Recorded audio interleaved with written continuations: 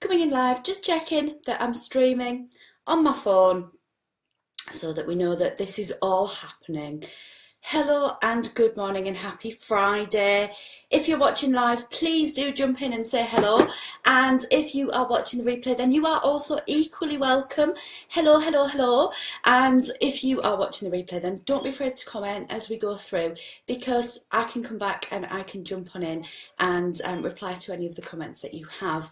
I am coming live today because I've been grappling over the course of this week. Usually I write my newsletters by a Wednesday and they go out on a Friday. But I've kind of been grappling with this week's newsletter a little bit because I've been busy editing my book, which is here. Busy editing the book, and the book is has to be over to my editor by close of play on Sunday. So I need to crack on with that. But when I get into the phase of editing, two things happen. One, I stop reading other books because I make sure that I'm not pulling outside influence from other places, so that I kind of shut down and become insular, so that the book is really reflectant of what I want to say in there, and I'm not being influenced from elsewhere. Hi Vicky. And the other thing that I do is, you know, it's a really reflective process, because often when you are bringing together any piece of writing, and you know, when you are bringing together anything that is an insight into you, into what you do, what you're thinking about, what you're talking about, you know, so often there's a level of vulnerability. And, you know, whether you are looking at posting on social media, whether you're looking at writing blogs, whether you're looking at writing a book, there is an element there of vulnerability when you start to share your own truth, when you start to share your own message, when you start to share your own story.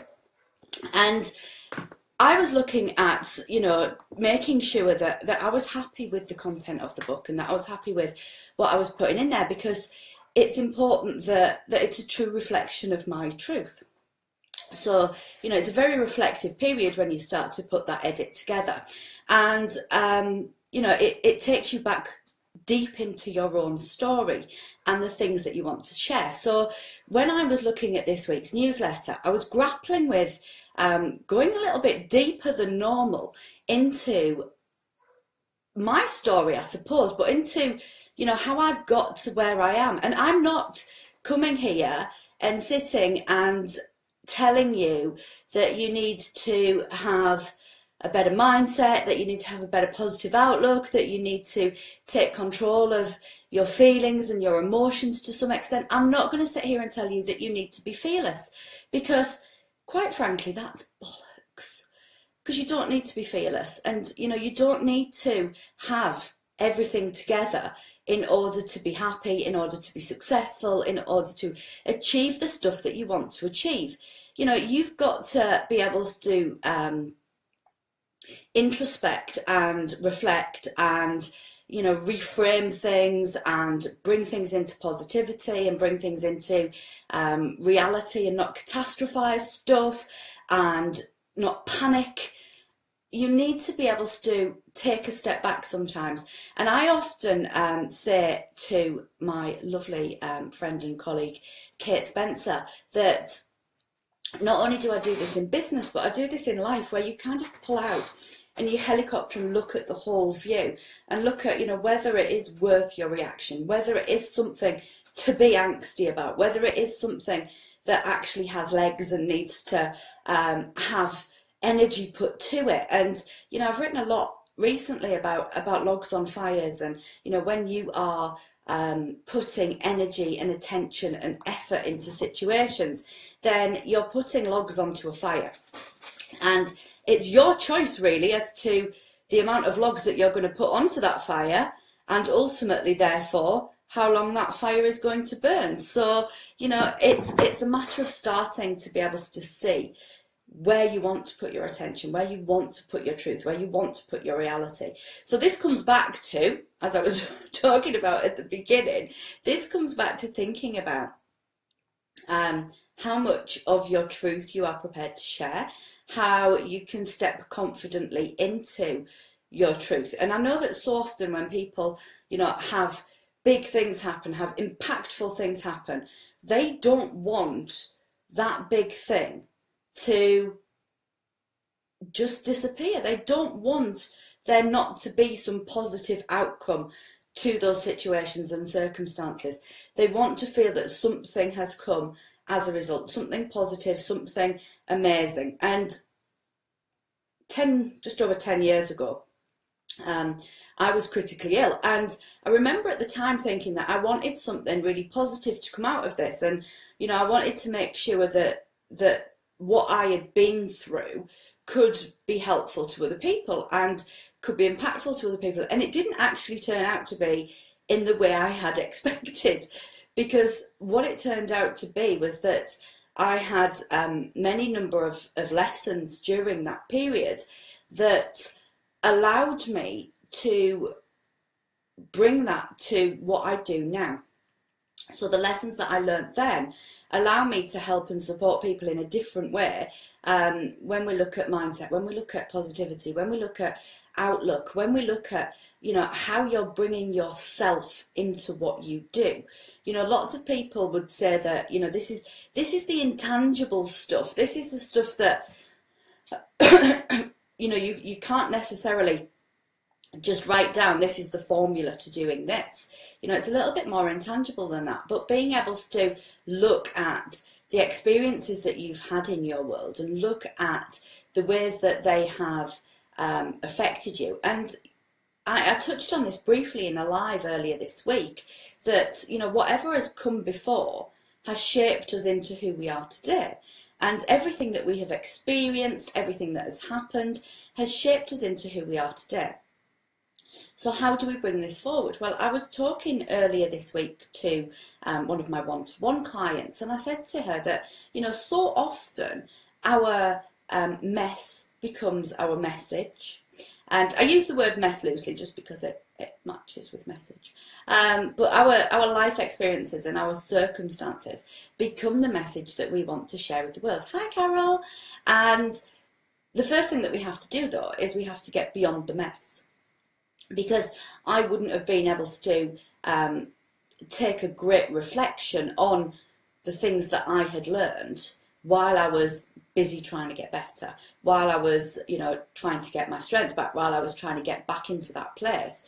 And, I wanted to share some of that. And I've shared it before, some of it in my blog, but I wanted to share it a little bit more deeply today. Hi, Jackie, in my newsletter, because I wanted people to know that I'm not coming down to the mountains from the mountains with all my shit together and saying to you, you've got to do this and you've got to do that and you've got to do the other, and you've got to stop looking at things in that way, and you've got to reframe that, and you've got to stop that kind of self-talk, and be careful of the words and phrases that you're using to yourself, because thoughts become those messages, and those messages, thoughts become things, but also they imprint upon who you are, and they imprint upon your soul.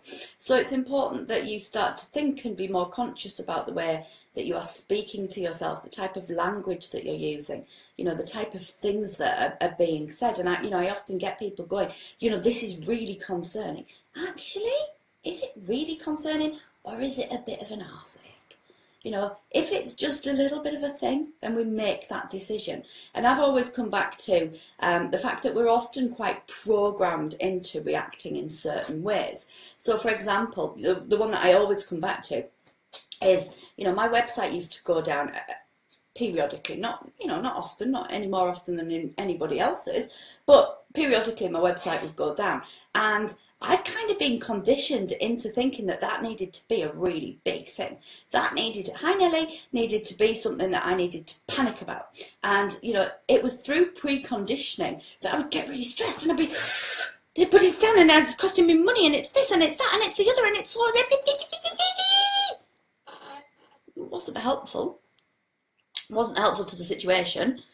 I wasn't going to get my website back any quicker by being in a panic and a worry and a stress about it, because sometimes life deals us cards and we've just got to look at them and go, right, okay, so how can we solve this problem? And me putting stressful energy into my website being down was not going to get my website up any quicker, I realised. And the fact that I could just go, actually, the steps that I need to take is I need to contact this person, I need to contact that person, I need to do this. And it'll be ready when it's ready, and it'll be back when it's ready to be back. And I just need to take a step back.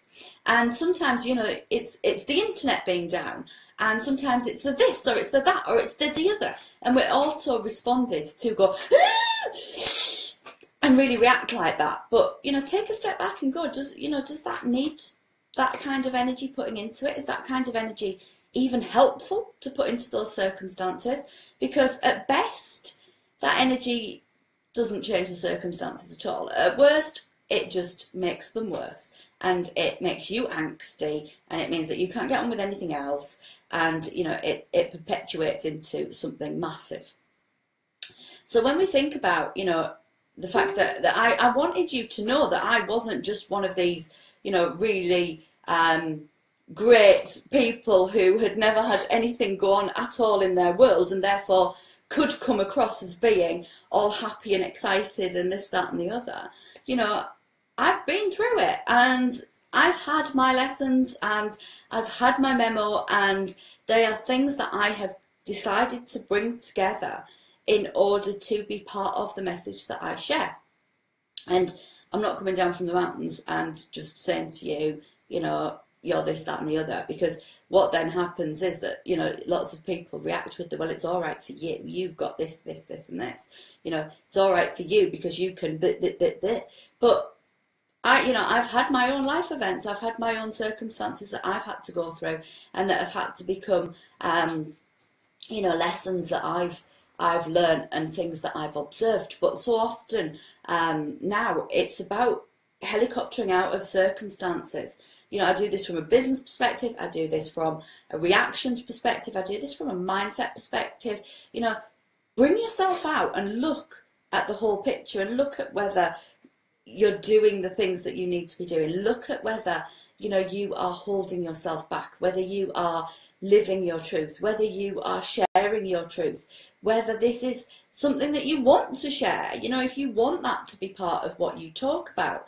So, you know, I'm not shy in sharing the stuff that goes on in my world and the things that are happening in my world, because, you know, I think that if I've been through things that can help you, then it would be wrong of me not to share them. And I always try to look at the circumstances and situations that I'm sharing and go, actually, what is the message in this? What is it that people can take from it? Because I'm not just sitting here egotistically writing newsletters or writing blogs going, oh, look, this has happened to me, and or woist me, this is really bad, or whatever it might be. It's always about looking at the lesson that I can bring forward to help and support and move other people forward. Because, you know, we don't always have to have the smack around the face with the memo. We don't always have to have something really bad happen for us to sit up.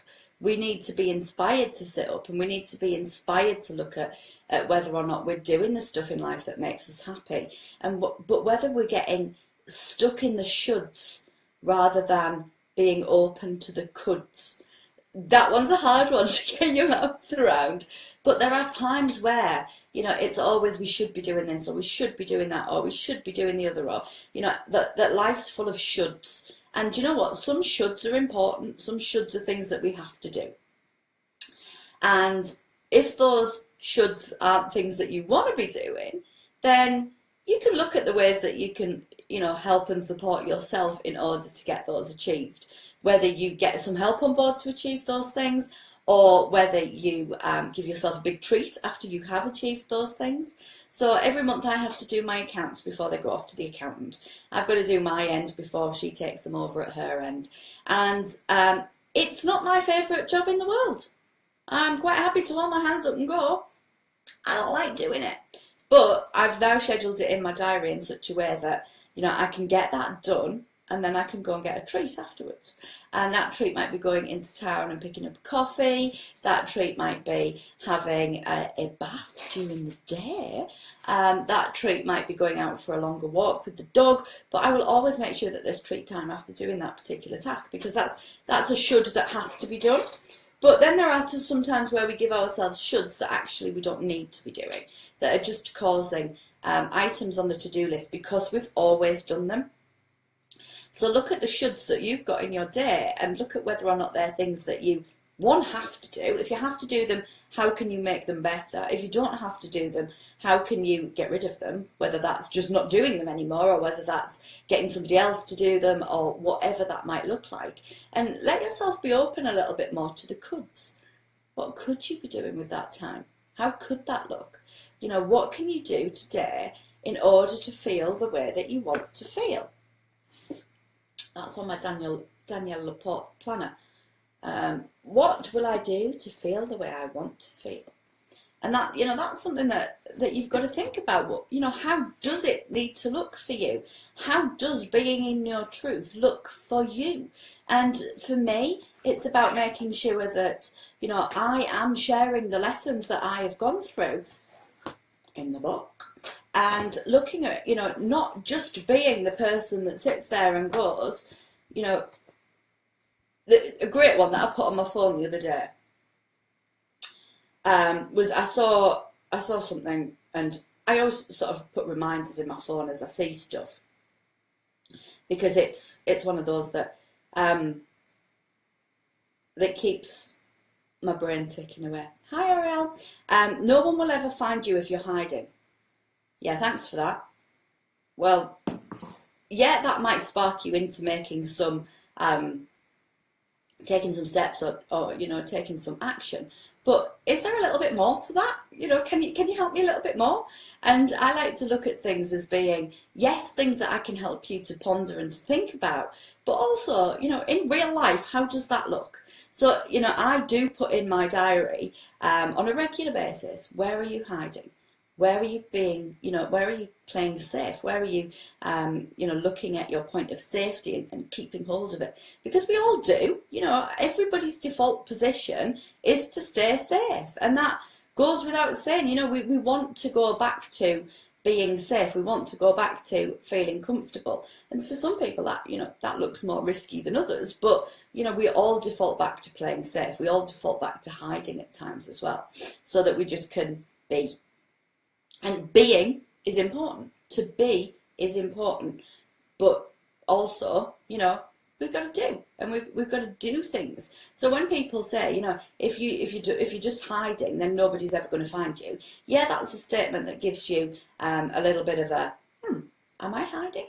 But what are the practical steps behind that? Hi Nadia, it's ages since I've seen you. I hope you're well. What are the practical steps to stopping hiding? You know, what is it that you can do in order to move forward? What is it that you can do, hi Anne, to take down the veil that you are hiding behind? What do you need to do with the life lessons that you've experienced, with the things that have come across your path, with the mess, as I said earlier, you know, with your mess becoming your message? What is it that you can take from that that's positive? What is it that you can take and implement? And for some people, you know, that is charitable, that is volunteering, that is, you know, from their circumstances and situations, they're looking to do something for somebody else. For other people, that's inspiration to go out there and help other people. For me, you know, there's excuse me, there's a whole big mission behind my message, and therefore parts of my mess have become that message, and it's about being able to help and support you to move forward into your truth, to be able to share the stuff that you're here to share, to be a little bit more confident with the fact that you know, so often you know what it is that you need to be doing. You know. Hi Sarah, hi Anne, hi Tracy. So often you know what it is that can really start to take that into a more public realm, if you want it to be in a more public realm. So back to the newsletter, which I started talking about 20 minutes ago. So my newsletter, as I say, was quite a vulnerable share. It was one that that talked about this. And this is the ugliest diary on my shelf, the ugliest notebook on my shelf. But it's actually one of the most important notebooks. And you know, as I hold it, it's one of those that kind of just makes me go, because this is the journal that was kept while I was in intensive care, and the doctors suggested to my dad that he started to keep this journal, and it starts as I'm admitted to hospital, and it goes all the way through to some really shaky writing from me as I'm just getting strong enough, and continues through. You can see how shaky it is. You know, my kids write better than that.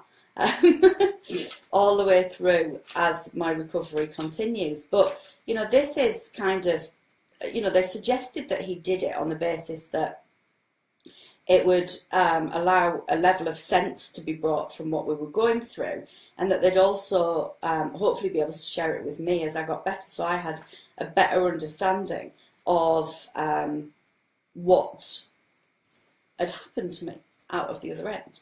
And, you know, this is a lot of the things that I have looked at, a lot of the things that I've talked about, and lots of the things that, you know, are my message now about how you can look at things differently, how life circumstances don't have to floor you, how you can, you know, work past those things and move into the next level. There's one person on the line who's actually touched this book, Kate. It has never been out in public. Kate has seen it. Kate has had her hands on it. But that's the only person who's ever had hold of this book. So it is, it's something that, as I've been editing my book, that I've kind of brought back out of the shelf. I've pulled it out of the shelf and looked at some of the things that that happened at that point, because it does kind of all pull round together to make sure that my message is exactly as I want it to be, because it's not just about blending in, it's not just about hiding, and it's about stepping into being your true self and stepping into the confidence to share what it is that's happened in your world. Because, you know, I could sit here and go, one, it's really egotistical for me to sit and talk about what's happened in my world. You know, is that narcissistic? Am I being, you know, an egotistical so-and-so? There's plenty of them about, but, you know, and we kind of shy away. Is it unprofessional for me to share this message? Is it unprofessional for me to talk about the things that have happened in my world? Some people will think it is. Some people will think that I am sitting here in ego and sharing this to make money, but this is about me being able to help and support you. This is about me being able to sit here and go, actually, there are some things that I can teach you as a result of this. And if it helps just one of you, then it's worth it. If me helping you to move beyond whatever's keeping you stuck right now helps just one of you, then it's worth it. And I know that that's another one that's a bit of a cliche, but in reality, it is. In reality, this is about me saying, do you know what? I am not just sat here saying, be bloody happy, get a positive mindset, yada, yada, yada. I know that we all have shit days. I know that we all have days where we want to cover our heads in a duvet, not come out, and just want to go like that to the whole world. And, you know, we all have those days. Even, you know, the biggest pixies and unicorns kind of people in the world have shitty days, and that's okay. But what I want you to do is I want you to be able to reframe things much more easily, so that on a day-to-day basis, on a passive basis, you're looking for the good in things rather than looking for the reason to panic, or the reason to hide, or the reason to feel angsty, or the reason to feel negative. I want you to look more for the good stuff, because if this shows nothing else, and my dad's quite funny, but if it shows nothing else, even in the depths of, you know, really hard times, there was an element of humour in a lot of those days. There's something funny in a lot of those days. There's something that is, you know, regular. You know, you can look at the things that are regular in those days. He talks about the sun shining. He talks about Mum going home for a poached egg.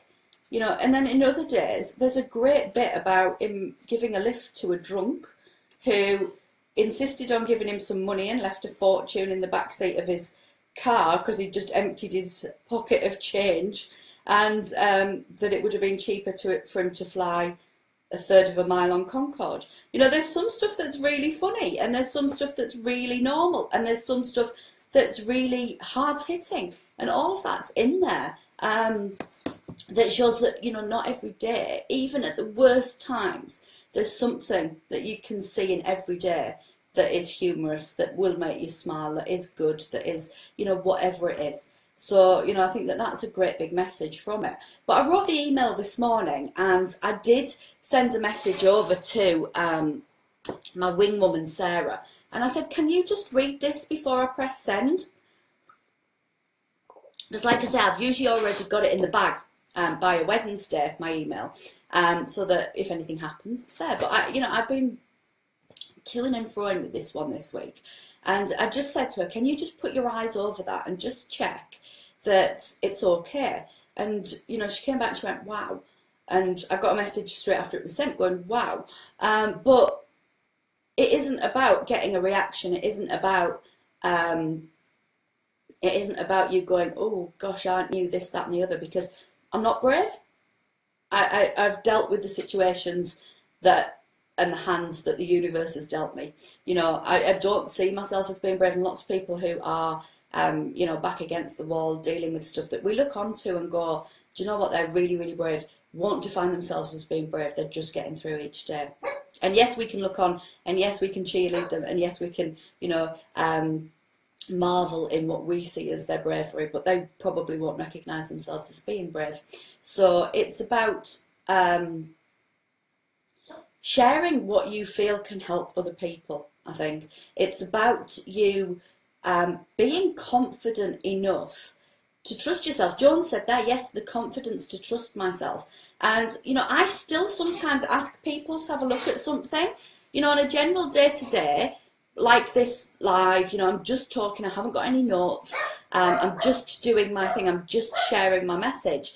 And I can do that now because I've got into that ability to do that by practice.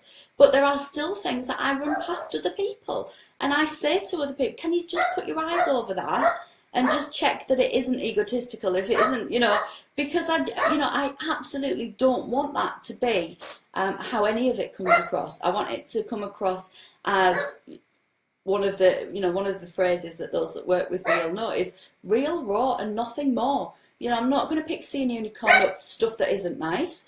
I am going to help you to look at things from a different angle. I'm big into reframing stuff and looking at things and looking at the language that you use around things, and, you know, not catastrophizing stuff that actually, when you helicopter out and you look at it from a different angle, doesn't need to have the angsty input, doesn't need to have that level of energy put into it, that doesn't need to have your added, because when you go added, then what happens is that all you're going to do is add more angsty energy to the circumstances and situation, and probably the major net impact is only going to be on you, because it's only you that's going to end up being in that place where it feels.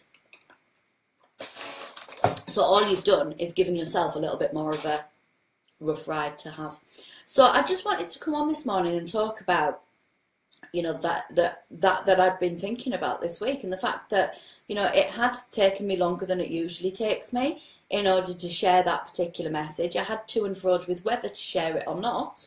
And yes, it is something that is very personal, but for me, it's, you know, when, and Kate, if she's still on, I'll say this, you know, when the mission becomes greater than the fear, then the fear can't grip you, the fear can't hold you, and you can start to step a little bit more confidently into that, because what happens there is that it then doesn't become about you, and it becomes about other people rather than it being about you.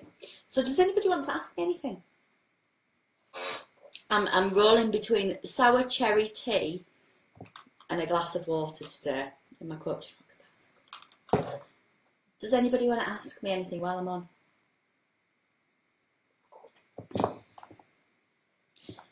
I'm also going to come on the page, I think, after this live and share, I'm going to share a thread about YouTube videos. Hey, I'm going to share a thread about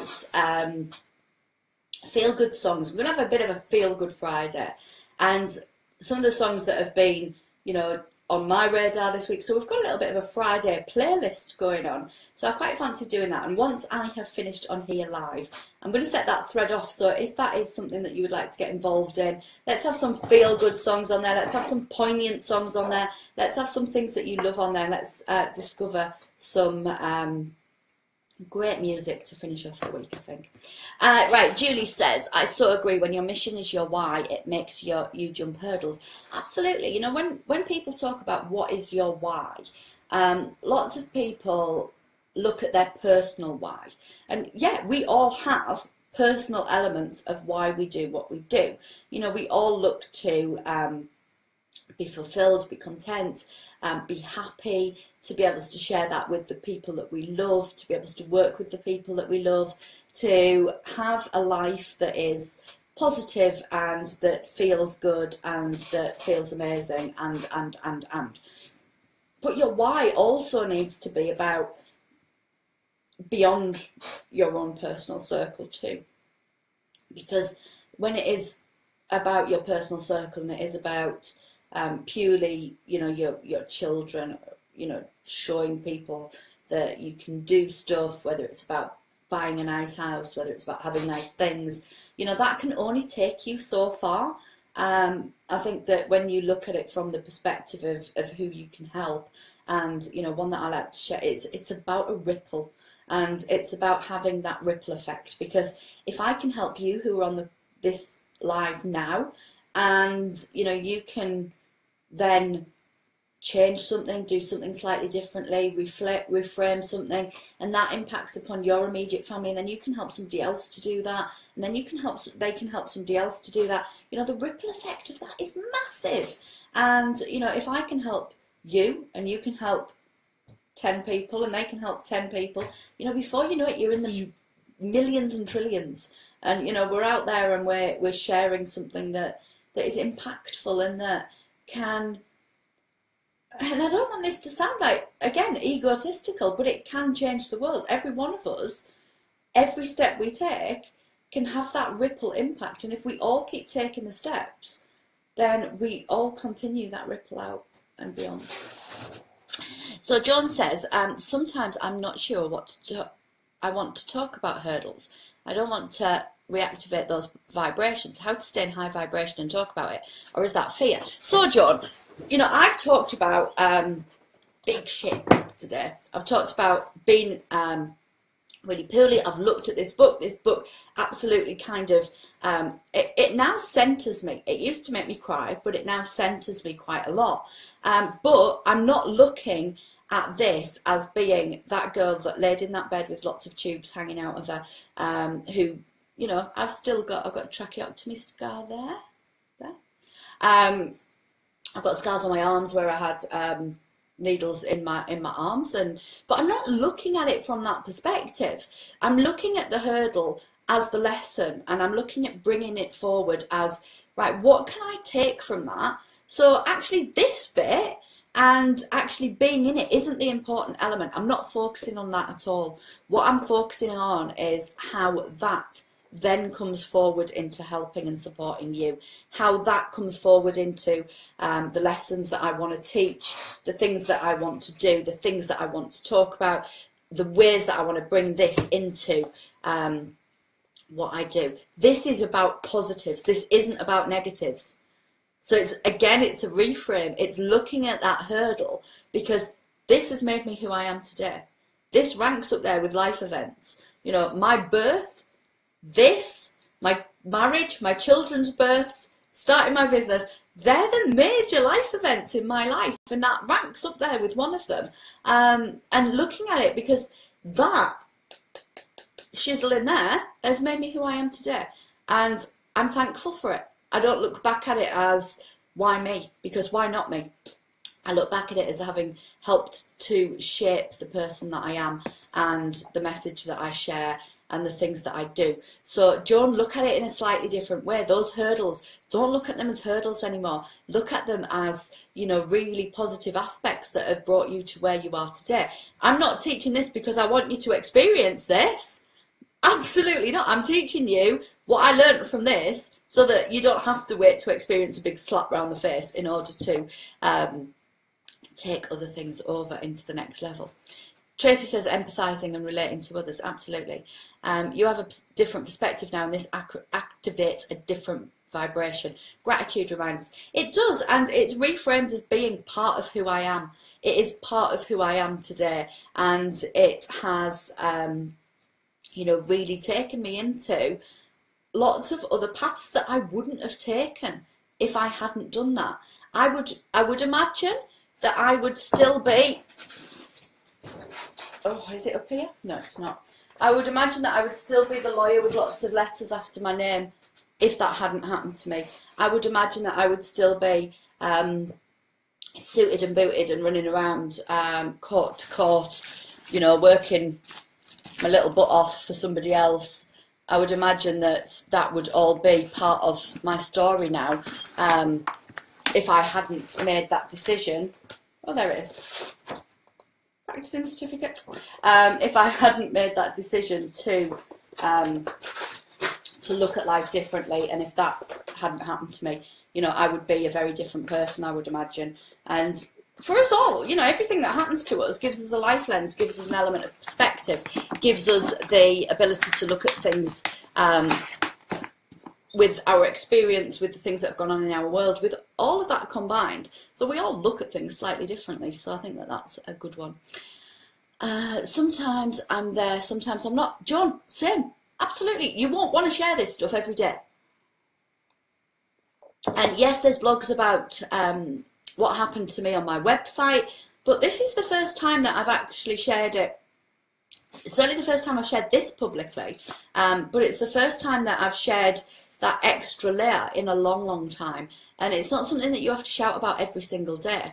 It's not something that, you know, you don't have to say, could you just stay there and let me just tell you all of my problems? You know, we all, one, make mistakes, one, have things happen to us. You know, we are human, we are living a human life. And this is where I've got to with the YouTube, let's share some songs after this live, because as I thought about this and as I talked about it, Rag and Bone Man's I'm Only Human was the song that immediately came to me, and I sent a message to Kate Spencer saying, you know, have you listened to that song? There's lots and lots of analogies that we can take from that and talk about. So, you know, that was where I got to with let's share some YouTube videos as well, because I am only human, and things happen and circumstances happen, stuff bites us on the bum. I make a mess of stuff every now and again. You know, we are all only human, and, you know, it's about looking at the times where it's right to share that message and the times when it might not be, because there will be times when it doesn't feel right to share it.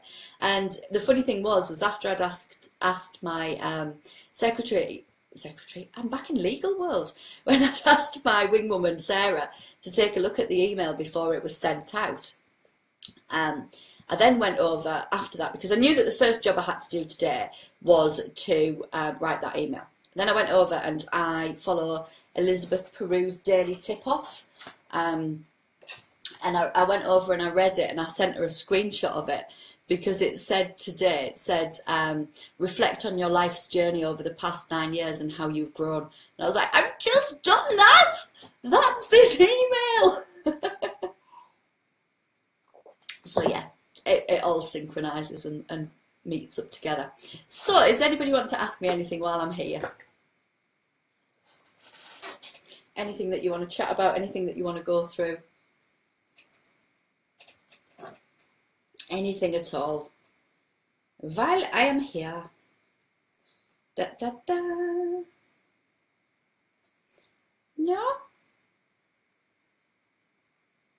Okay, well, if you are watching the replay, then you are more than welcome to pop in and ask anything that you like, go through anything that you want, and I will come back and chat about it with you on the comments box if you would like me to. And in the meantime, I hope you have an absolutely blessed day. I hope that it's helped you to look at things slightly differently. If you do get my email, make sure that you open it and give it a read, because some of the lessons that I learned are in there directly, that I've popped in for my email subscribers to have a look at.